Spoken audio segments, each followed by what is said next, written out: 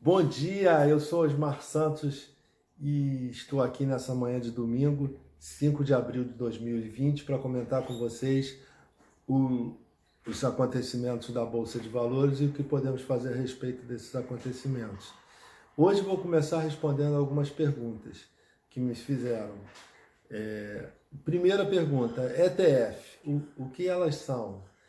ETFs são fundos que tentam replicar um índice, ou seja, o BOVA11, por exemplo, ele replica o índice Bovespa. Então, o que a gente pode fazer?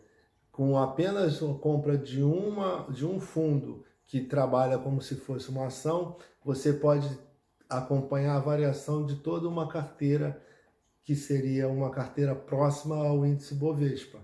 Então, com pouco dinheiro, você consegue ter uma diversificação nos seus negócios. Dessa maneira, você consegue investir num índice de várias ações diferentes. Por exemplo, você quer investir em empresas pagadoras de dividendo. E em vez de você estudar cada uma delas e escolher uma ou duas ou três, você pode comprar o Divo 11, que representa uma carteira de empresas boas pagadoras de dividendo. E dessa maneira existem vários índices na bolsa que têm as suas respectivas ETFs. Aí você pode estudar cada uma delas e escolher uma que seja adequada ao seu perfil. Outra pergunta que me foi feita: o que é o gráfico de Kendo? Ele é o melhor? Ele traz a tendência? Ele sempre acerta? O que eu posso responder é o seguinte: o gráfico de Kendo é realmente muito usado porque ele é bastante amplo, ele trabalha com as movimentações dando maior peso para a abertura e para o fechamento, mas eles fazem também o máximo e o mínimo, e tem várias figuras que são formadas nesse gráfico. E cada figura representa uma probabilidade do que vai acontecer depois, porque todo o modelo matemático, o gráfico representa de forma gráfica um modelo matemático, ele se baseia numa simplificação da realidade. Ele não consegue pegar todas as variáveis, mas de certa maneira ele consegue mostrar uma tendência. E costuma, como as pessoas sempre reagem da mesma maneira a diferentes situações, mas que quando tem em jogo as mesmas emoções, ele continua respondendo da mesma forma, há uma probabilidade maior de quando determinada figura aparece e o movimento seguinte é alta ou baixa, mas isso não é 100% funcional. E ele acontece sempre de maneira de quando a bolsa está nos movimentos normais, porque 80% do tempo, ou mais, ela sempre responde de maneira normal. Mas as grandes oscilações acontecem nesse pequeno outro espaço de tempo, de 15 a 20%, onde as variações são muito amplas. E nesse momento os gráficos não nos ajudam muito. Então, a gente precisa, sem dúvida, estudar gráfico. Eu estudo muito gráfico, eu gosto muito de gráfico, mas de qualquer maneira a gente precisa estar acompanhando a volatilidade das ações, a conjuntura econômica, os movimentos políticos do mundo e do Brasil, que isso pode distorcer completamente o gráfico, que vinha apresentando uma tendência X ou Y, e com determinado acontecimento ela vira completamente. Bom, falando do como foi a semana, a montanha-russa que eu comentei na semana passada continua. Continuamos com altas e baixas nessa semana. Segunda subiu, terça e quarta caiu, quinta subiu e sexta caiu novamente. Nós estamos ali na volta dos 70 mil pontos, que é uma resistência, é um suporte bastante forte, que já foi uma forte resistência, que foi nosso antigo topo histórico que perdurou por muito tempo. Hoje ele é um suporte forte, então a gente está testando, só bate, vai para um pouquinho abaixo, volta, e sem rompê-lo. O que eu posso dizer daqui para frente?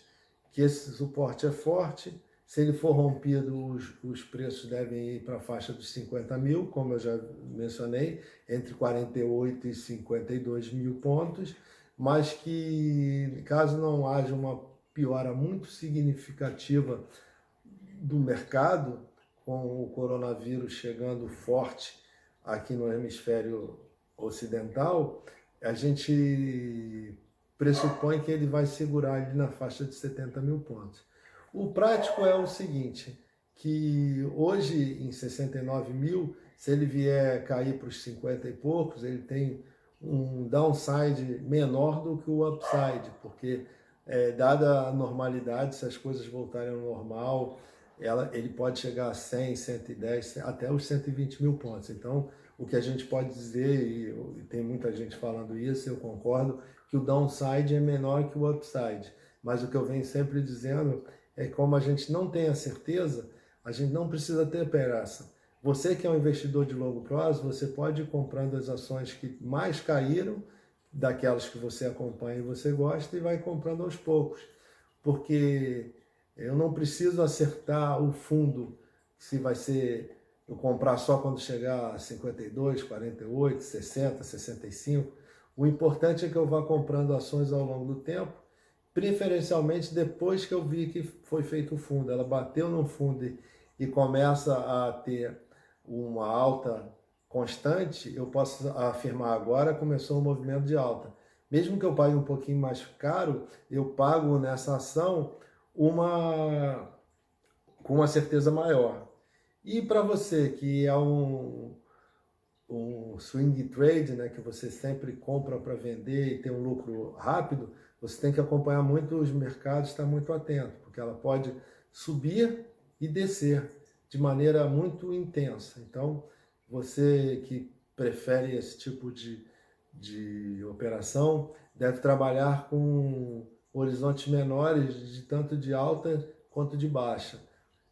Bom, e para terminar, eu queria dizer para vocês que nós somos muito apegados a tentar prever o futuro com exatidão. A gente gosta de ter certeza, de ter uma previsibilidade. A gente quer acreditar em alguma coisa que vai acontecer e seguimos isso como se fosse a verdade única.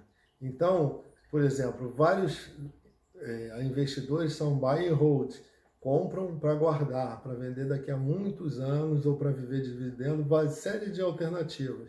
Isso foi uma maneira de investir que foi muito positiva, principalmente no século passado, lá nos anos 60, 70, 80, que você comprava e as empresas daquele perfil, tem os exemplos das petrolíferas, que subiram bastante. Mas a gente tem que ter ideia, hoje em dia, que o mundo é uma constante mudança. O sistema econômico é muito complexo e é muito dinâmico. É como se você navegar. Quando você está no mar e as condições climáticas mudam repentinamente, o vento e outras coisas, você tem que corrigir a rota para acertar onde queremos chegar. E isso que nós devemos fazer na Bolsa também. A gente precisa definir o que queremos, aonde vamos chegar, e estar sempre acompanhando e reagir rápido aos acontecimentos, para a gente poder sair de uma posição que a gente já vinha carregando há muito tempo, ou entrar numa ação que a gente nunca pensou antes, porque ela começa a despontar. Então a gente precisa estar muito atento.